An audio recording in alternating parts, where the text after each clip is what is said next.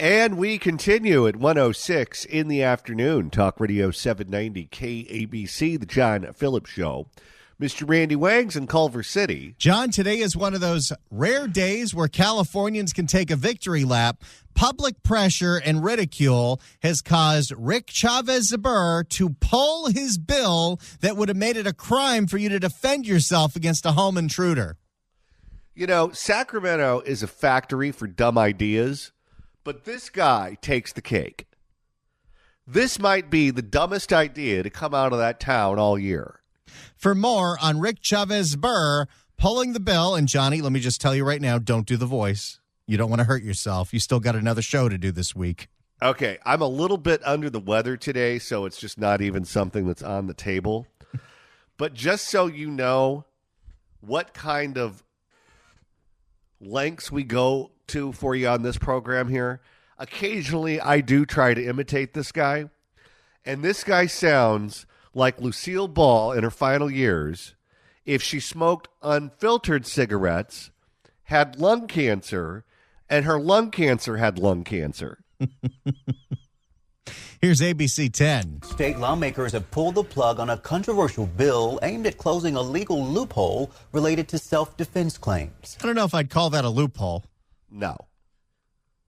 Its author, Assemblymember Rich Chavez Zbur, says even they can't get his name right. Well, maybe that's on purpose. Like when LA Metro called me Andy? Well, I mean, you look at the guy's last name and you think to yourself, by a vowel. Its author, Assemblymember Rich Chavez Zbur, says he's withdrawing it due to what he calls misleading information and confusion surrounding it. No.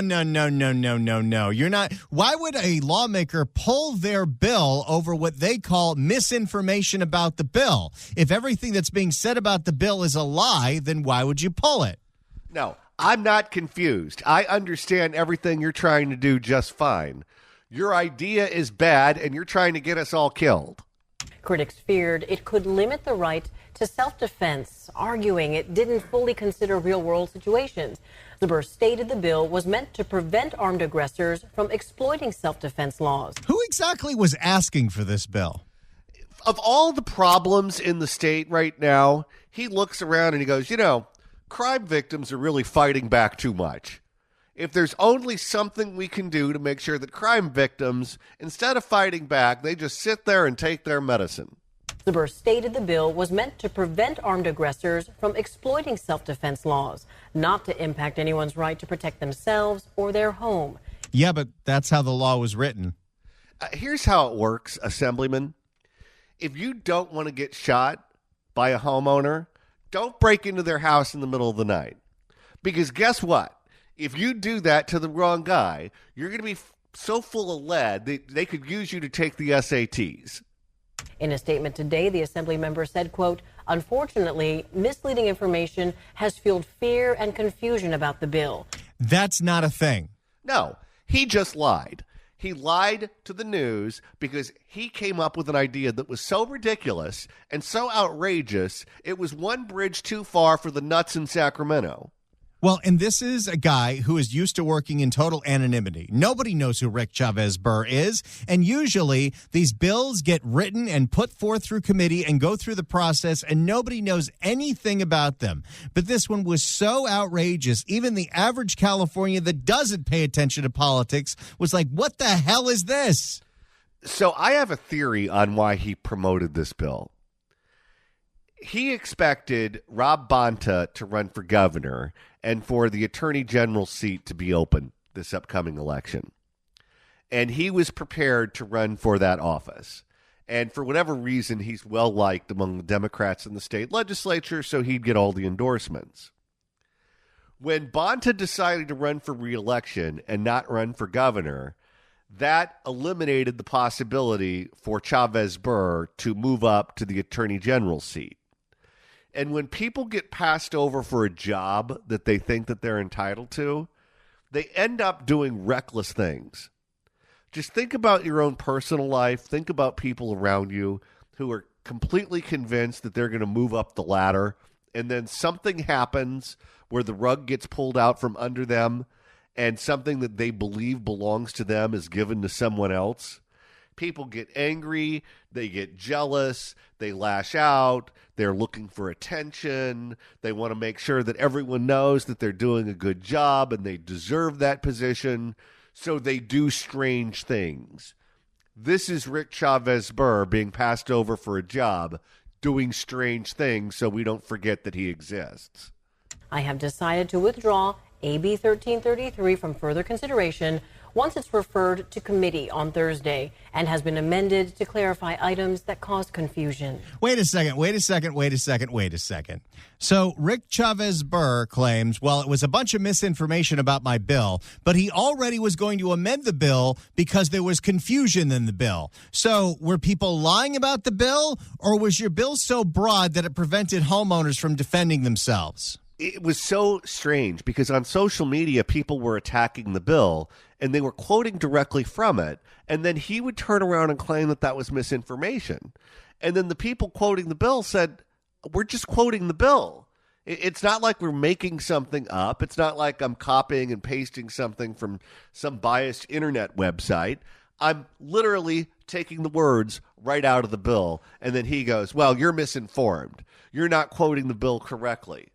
And you say to yourself, is this guy playing games or is he that dumb? Well, the pressure got to him, and the bill is off the table. It's being withdrawn. Doesn't mean that he won't try to craft something like this again, but they didn't slip this one past the goalie. And the amount of public outrage for this nonsensical bill got this thing kicked off before it even started. And he's now claiming that he's getting all kinds of threats because of it, too. Too bad he can't protect himself. Yeah.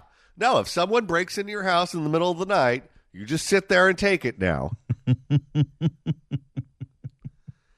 And I'll tell you what this does, because let's just be honest. If you live in a county that has Todd Spitzer as your DA, or you live in a county that has Mike Hestron in Riverside County as your DA, they're not going to prosecute a crime victim for defending themselves. They're just not going to do it. Now, Rob Bonta may step in as the Attorney General and do it because he's a left-wing nut. But the DAs in the same counties won't do it. I don't think Nathan Hochman would even do that. What you're doing when you pass a law like this is you are essentially weaponizing those offices in places where Soros DAs sit. So let's say George Gascon was still the DA of L.A. County. He is someone who would prosecute homeowners right and left because he thinks you getting robbed is equity. And you fighting back is racism or injustice or classism or fill in the blank. And you just need to allow your property to be stolen, hope to God they don't kill you, and fill out a form online. Pamela Price probably would do the same. In Alameda County, if she were the district attorney still, and someone broke into your home and you defended yourself and they got injured, then she would come after you. She called me a crime boss. But everywhere else, I love that drop so much. Everywhere else in California, I don't think anything would change. And I'll say this, at the micro level, if this were me and someone broke into my house in the middle of the night, had this bill passed or not, would not impact how I would react to a burglar. Now, I don't know what the situation would be specifically. If I see someone there with a gun and I'm there in my pajamas, I'll probably just do whatever they say. But if I see some kind of opening to defend myself, if I see some kind of opening to stop the intruder from doing whatever it is that they want to do, then I'm going to take that opportunity and I'm going to do it. Now, that'll depend on what kind of access to weapons I have at that moment in time. If I got a golf club, guess what? I'm teeing off. If I had a gun and I thought my life was in danger, I would use that. Whatever it is that I have around me is something I would potentially use to keep me safe. Because let's be honest, when you wake up in the middle of the night and you hear commotion going on in your house, first of all, you're totally disoriented. And if you're like most of us, you're on about 15 pharmaceuticals. So who knows how many cards you're playing with. Because I've seen many, many, many medicine cabinets in my time, and most of us live like Elvis. So you get woken up in the middle of the night in some state of drunkenness or pharmaceutical enhanced sleep, and then you have to figure out what to do. Okay, someone's in the house. I heard a window break, and Phillips isn't playing golf. So there's no other explanation for that other than the kids next door are playing catch at 3 a.m., or someone is here to do something bad at my house. Now, at that moment, when you realize that there's an intruder in your house, you don't know why they're there. You don't know if they're there to rob you. They want your car. They're looking for jewels. They're looking for cash. They're looking for credit cards, wallets, whatever the case may be. They could be there just looking for stuff. They also could be there looking for stuff, but they bring a weapon with them just in case there's an altercation. So even though at the time that they broke in, they didn't intend on harming you, if you woke up and could potentially identify them to the cops or to a prosecutor, they're willing to harm you physically so they can steal their stuff. Option C is they're there to do something harmful to you. We know that there are abductions that take place in the middle of the night. Polly Klaas, probably among the most famous, where they break in and they want to kidnap you because they want to murder you or do whatever. Or maybe it's someone who's got a beef with you. Maybe it's someone who's on meth and they just want to kill someone, some random person. That actually happened to a former coworker of mine. He was living in, I think, Apple Valley at the time. He was a retiree who worked at the school that I was teaching at as like a security guard. And his wife was a teacher at the school. And some guy who had all kinds of mental problems in San Francisco was supposed to get on the Greyhound and go to live with his family on the East Coast. He went to San Francisco by himself and was living on the streets as a wino, or I guess a drug addict, and they wanted him to come home to be near his support system. But he gets on the wrong bus and ends up in the high desert. And he's out of his mind because he's on drugs. He was creating a disturbance on the Greyhound. The Greyhound bus pulled over, and the driver said, "Get out," and the guy got out of the bus. He was picked up by the local authorities. He was put in the hospital in the loony bin, where they only had like 6 beds. And all of them were taken. So they put him in the general ER and told him to wait there until a bed at the loony bin opened up, and that's where they'd put him. Well, of course, unless you babysit someone like that, they could potentially escape the hospital, which is what happened. So the guy escapes the hospital. My former coworker lived a few blocks away from the hospital. This guy takes a garden tool and busts open the window in this guy's house. He then enters the house, high as a kite, crazy to begin with, and full of adrenaline. My friend and his wife come down the stairs because they hear a commotion going on. He was a big guy and figured he could wrestle the guy to the ground so the wife could call the cops. There's an altercation between him and the crazy person, and the crazy person bludgeons him to death with a garden tool, and he hits the wife with the garden tool. She survived. She was injured, and she was in the hospital, and she was not in very good shape. But he died. And it was just one of these situations where you don't know what you're walking into. You have no clue if the person in your house is on drugs, if their adrenaline is going, if they're mentally ill, whatever the case may be. So I would assume, given what I know people I worked with have been through before, that you just can't anticipate that they're there to take your credit cards. They might be there for other reasons. And if it's your home and it's the middle of the night, why would you give them the benefit of the doubt?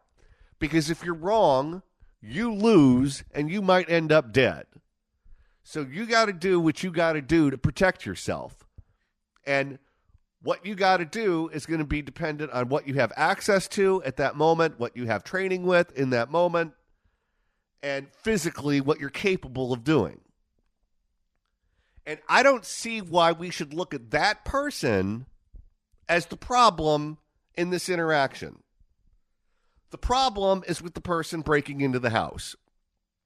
The problem is with the person breaking the law and being someplace they're not supposed to be. If you don't want to get involved in a dangerous situation, don't do it. And if you do something like that, you're playing Russian roulette with 5 bullets in the chamber, and you better hope that whoever it is, whose ever home that you break into, decides that they're going to lock themselves in the bedroom and call 911, or hide under the bed and just wait you out. But if you pick the wrong house, you could end up with a result that you're not going to like. And the problem in this interaction is not the homeowner, it's the criminal. And the fact that this is even regarded as a jump ball shows you what kind of bastardized thinking these people have. This guy is not right in the head to even suggest that the victim of a crime is someone that the law should be looking at with an eye of suspicion. And he can pass that law if he wants at a future date, and the governor can sign it, although I don't even think Newsom's dumb enough to do that. If he wants to be president, he can't have any association with this at all. So maybe the next one will be dumb enough to do it. Who knows? If it's Kamala, probably. But if he does this, I don't think it's going to impact the behavior of most people. It certainly wouldn't impact the behavior of me. It's a fight or flight situation, and I'm going to do what I think is in my own best interest at the time that something like this happens. And I think most of you would too. But let's throw it open to the phones and find out for sure. At 800-222-5222, 1-800-222-5222. If Rick Chavez Zbur is successful and they criminalize self-defense, if someone breaks into your house in the middle of the night, would that law passing impact how you reacted to an intruder in your house in the middle of the night? It wouldn't impact me. I'm going to do what I'm going to do to survive that encounter, and I'll deal with whatever the consequences are later. And I live in a county where I have a district attorney where I don't think they're going to make the victim of the crime the target. But many people don't live in counties like that, and maybe you look at it very differently than me. 800-222-5222, 1-800-222-5222. If the state of California criminalizes self-defense, would that impact how you react to an intruder in your house in the middle of the night? I'm curious to hear your reaction at 800-222-5222, 1-800-222-5222. If you'd like to email the show, you can do so at johnnydon'tlikeshow@gmail.com. That's johnnydon'tlikeshow@gmail.com. And Randy, you're monitoring the mailbag. Kevin writes in and says, Randy and Johnny, if someone breaks into my house, I got a few things I need to work out because I would be all the way pissed off. And I want you to be all the way pissed off. And I didn't even let myself take any cold medication before the show. Oh, here's one from Will. I guarantee Rick Chavez Zbur hates the song Staying Alive. All right, Randy, now that we've reached the halfway point of today's show, if you want to continue listening to us after we sign off at 3, that's easy to do. All you got to do is go to KABC.com, click on podcasts, go to the Apple Podcast app, iHeart, Spotify, search for The John Phillips Show, hit subscribe. You can download all the episodes. Do a Google on the YouTube or get that handy-dandy KABC app. Search KABC AM in the Apple App Store or the Android Store. It's the easiest way to listen live to this radio station and download all the podcasts. And you know what? You might have some friends that are really into all those true crime podcasts. Well, you should turn them on to this show because I can't think of anything more true crime than yesterday's show. And he starts shooting back, like firing back. Pa, pa, pa, pa, pa, pa, pa, pa. It was like a remedial mob movie. Rick Chavez Zbur announced that he is dropping his legislation that would have criminalized self-defense. However, I assume it'll be back at some point in the future. If the state of California were to legally prohibit you from defending yourself, if someone were to break into your house in the middle of the night, would that impact the way you reacted to it? 800-222-5222, 1-800-222-5222. The state of California was looking to prohibit self-defense. If someone breaks into your house in the middle of the night, you feel threatened, you're the victim of a crime. They think crime victims are just going too damn far and they needed to rein you in. If that were to pass, thankfully the bill was pulled, so it's not going to pass at least this year. But if it were to pass, would that impact how you would respond to being the victim of a crime? It wouldn't for me. What say you at 800-222-5222? Let's begin with Tom in Simi Valley. Tom, hello. Hey, John. Yeah, not a chance. I'm in your court on this one. I would just pretty much reterm it as house cleaning. And what I would do is I'd buy an oak tree. Since you can't remove those, I'd plant it over the guy's body and just get on with life. I don't think anybody would miss him and nobody would be looking for him. Well, especially if he was going to testify against Shang. Yeah, no doubt. Thank you for the call. She called me a crime boss. Let's go to Aaron in Orange. Aaron, hello. Oh, hi there. Hi. There's no way I would change what I would do. And they'd be facing myself, my husband, our German Shepherd, and a few weapons. So, and all this is going to do is just make people leave California, more people than already have left. But one thing I am glad about, that we live in Todd Spitzer's district. So for the time being, we have somebody on the side of the victims. Yeah, you're 100% correct. We know that people are leaving the state of California en masse, and this will certainly accelerate that. But it will also embolden the crooks, because if the crooks believe that you don't have the legal ability to fight back, most people try to follow the law. Most people. And the crooks understand that. They break the rules, and they have no problem breaking the rules, but they understand that most of their victims color inside the lines. It's going to increase the number of burglars who are willing to break into a house when they know people are in there. Yeah, just make things more dangerous all around for all the residents here. You're right. Thank you for the call. Let's go to Fausto in Chino. Fausto, hello. Fausto, go bye-bye.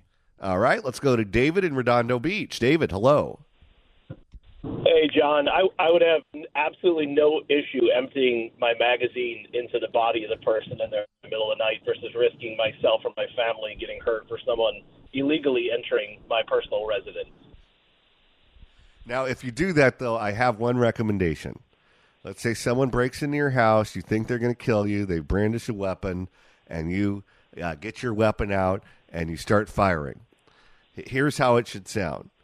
Bang, bang, bang, bang, bang. 1,000, 2,000, 3,000, 4,000, 5,000. Freeze. Exactly. You're 100% spot on. And make sure that it's always in the chest and not in the back. Thank you for the call, Sarah. Let's go to Bob in Temecula. Bob, hello. Thanks for taking my call. This actually happened to me at one time. This is probably about 30 years ago. Somebody actually started coming in through my kitchen window. They had half of their body inside my house. I had just woken up. I went to the wall, and I was waiting there. I don't remember what I had. It was that long ago. I might have had a kitchen pan or baseball bat. I don't remember. So I was just standing there, and the guy's just calling out names. And then I said, no, I don't live here. And then he started leaving. I was waiting for him to actually come into the house, but he never did. Then he saw me, or else I would have just hit him when he came into the house. But anyway, at that point, I decided to get a weapon. This was many, many years ago, and I just keep it in my house. I've taken several classes And the bottom line is, I grilled my teacher about this. I said, I really want to know this answer. If somebody comes into your house and you shoot them and you kill them or hurt them, are you liable for that? And he said, possibly you could be, being that if they're not a threat to you, you could be liable for it. So the only thing I got out of him is make sure that they are a threat to your life or somebody in your family. He said, you also got to think about if somebody is behind that person, you hurt them, you could be liable for that. So the only recommendation I would have as a private citizen, be careful. Really be careful, because you could get touchy. I asked my teacher, this is the main thing I wanted to know. If somebody came into my house, he goes, if you feel they are a threat to your life, you are by 100% right, and that will probably never, ever change. I believe it will never change. They could try and do it in California or whatever. But if you are threatened by your life and this person is threatening you, physically or, whatever, then you have the right. But if they're just going to go in, if you warn them and say, hey, get out of my house, they get out of your house, you shoot them, you might be liable. That's just my private, but I would love to have somebody that really knows to weigh in on this, because I would love to know 100%. Right now, I'm kind of like up in the air, about this. So, well, I would imagine that in most circumstances, you're probably unclear, because if it's my house in the middle of the night, all the lights are off. So you could see the shadow of a person, or you could see someone moving around, or see part of them, but not all of them. You don't know what they have in their waistband. You don't know what they have in their pockets. You don't know what they have in their hands in some cases. I mean, maybe you can see a weapon, and then you know that your life is definitely in danger. But just because you don't see a weapon doesn't necessarily mean they don't have a weapon. Yeah, that's why it's such a gray area. That's why I would say, hey, if you have a weapon, be careful. Know your rights. Know everything about it. He was always telling me too. Also, get yourself, some extra classes. Or I've asked a lot of people, and I've gotten different answers. So it's kind of a gray area. So that's why I'm very skeptical about if the situation arose again, which I hope it never does, because it did happen to me one time. And you know what? I was kind of like, well, I was waiting for him to come in the house, and I was going to belt him. But the thing is, I had to do it by surprise. I didn't know what he had.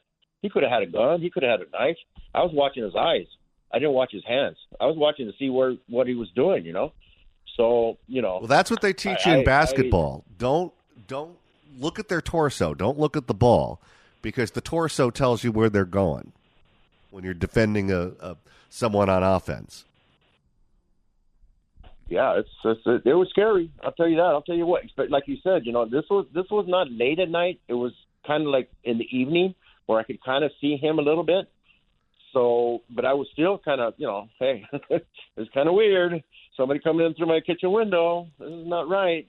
And I've just ever since, like I said, But I'll tell you what. I believe in the policeman's rule. I do believe in that. Hey, come home to be alive. Stay alive. Whatever it takes. I mean, all right. That's my rule. I mean, if somebody came into my house, I'd rather, accidentally maybe, I don't know, take care of myself. Or, what if that person killed me? Then I wouldn't be able to go to jail. Nothing. I don't know. All right. Thank you for the call, sir. Let's go to John in Burbank. John, hello. Hello, John. So a couple things come to mind. One is better to be judged by 12 than carried by 6. The other is my gun doesn't go bang, bang. It goes boom. That's usually what shotguns do. And the third one is, I know it's not law, but the Bill of Rights, right? So the right to life, liberty, and the pursuit of happiness. Well, life means self-defense, isn't it? I love the fact that they're worried more about your reaction than preventing the person from breaking into your house in the first place. Because let's face it, most of these people who are doing these sorts of things are professional criminals. They're people who do it repeatedly, and they're people who probably should be in jail for prior offenses, and they don't want to keep anyone in jail for any length of time because of, equity. So they know that homes are going to be broken into.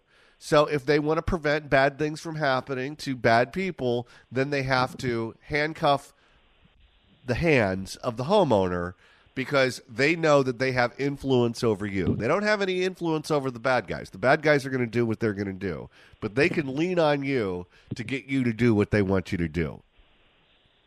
Yeah, I wouldn't hesitate for 1 second, law or no law. All right. Thank you for the call, sir. Let's go back to the phones and welcome Alan in Mission Viejo. Alan, hello. Hey, how's it going? Just a quick thing. As the story or tale goes, dead men tell no tales. And when you're done taking care of business, make sure you move the person to tile floor so your carpet doesn't get messed up. We're getting the best advice today from our audience. Thank you. Pamela Price, do you have anything to say about that? Oh, hold on. Pamela Price, what do you have to say to that? She called me a crime boss. Let's go back to the phones and welcome Sam in L.A. Sam, hello. Hey, John, how you doing? Good. Okay, I'm glad I got you. Yes. Okay, check it out. This was in 1983, John. I had an apartment, and at the time I was working graveyard shift. I had to be to work at 8 at night to 4:30 in the morning. So it was a Sunday night, and it was a holiday, so I didn't go in. And so what it was, I was just laying back resting. I had all the lights out and stuff like that. So I hear somebody kind of outside talking at my window. I just looked out. All of a sudden, the guy and the girl, I knew the girl because they mess around a little bit at the time. Anyway, the guy comes around to the back of the building, John, and tried to come up through the bathroom window. So, the bathroom window was a little high, so he couldn't actually elevate up, or whatever like that. So I called the police. Now, remember, all the lights are out, John. And so I called the police. I said, hey, man, a guy is trying to come through my bathroom window. Can I shoot him if he come in? I asked the policeman 3 times, John. You know what the answer was? Do whatever you have to do to protect yourself. I asked him again. He never said yes or no. He said just do whatever you have to do to protect yourself.